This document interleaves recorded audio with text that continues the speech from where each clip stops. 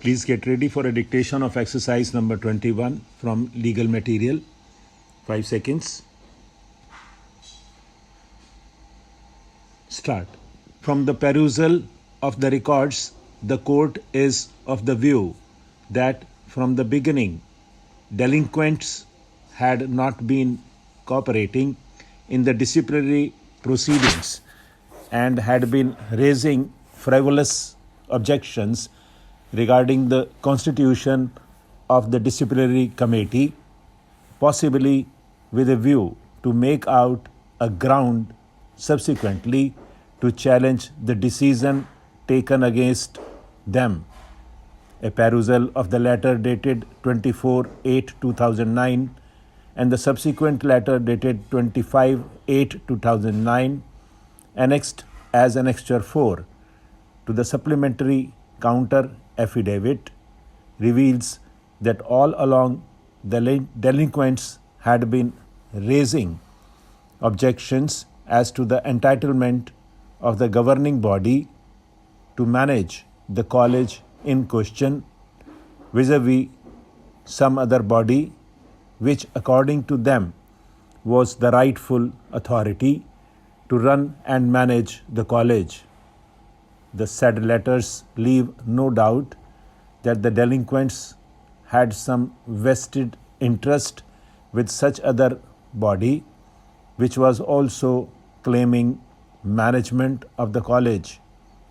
In this regard, it is relevant to refer to the earlier judgment dated 16/4/2010, wherein this issue was considered, and this court, after due inquiry from the learned counsel for university, categorically held that there was no such dispute with regard to the governing body in question. The court is of the view that delinquents, being employees, that two teachers of the college, there was no valid reason for them to take sides with either of the parties in any dispute of management of the college, assuming the same existed, though in view of the judgment dated 16/4/2010, there was none. Such conduct on the part of the delinquents, coupled with the serious allegations leveled against them, was quite uncalled for. In view of the above, we find that the finding of the Vice Chancellor with regard to the constitution of the disciplinary committee on the basis of inclusion of Sri Vijay Kumar is not sustainable. The other ground mentioned by the Vice Chancellor is the inclusion of Shri Daniel Singh as one of the members.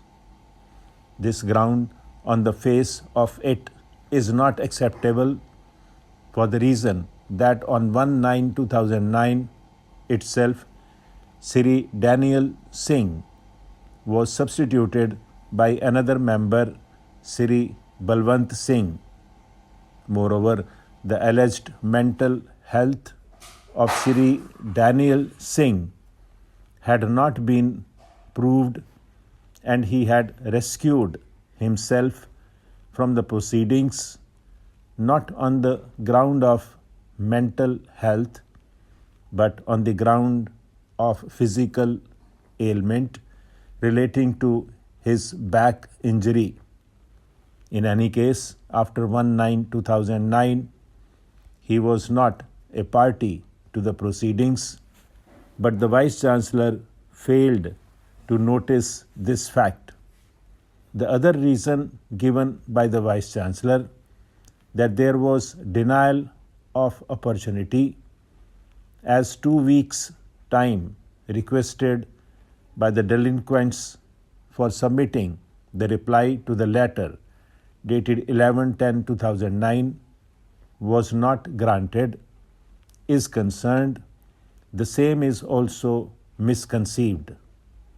It appears that the Vice Chancellor has not perused the documents on record carefully and has not drawn conclusions based thereon. After issuance of the letter dated 5/10/2009 and the reply of the respondents, wide letter dated 12/10/2009, the governing body did not take any action against them till 28/10/2009.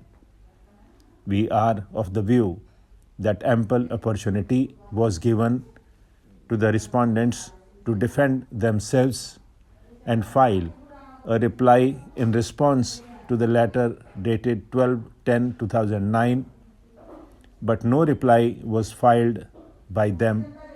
Therefore, observations of the Vice Chancellor are absolutely perverse.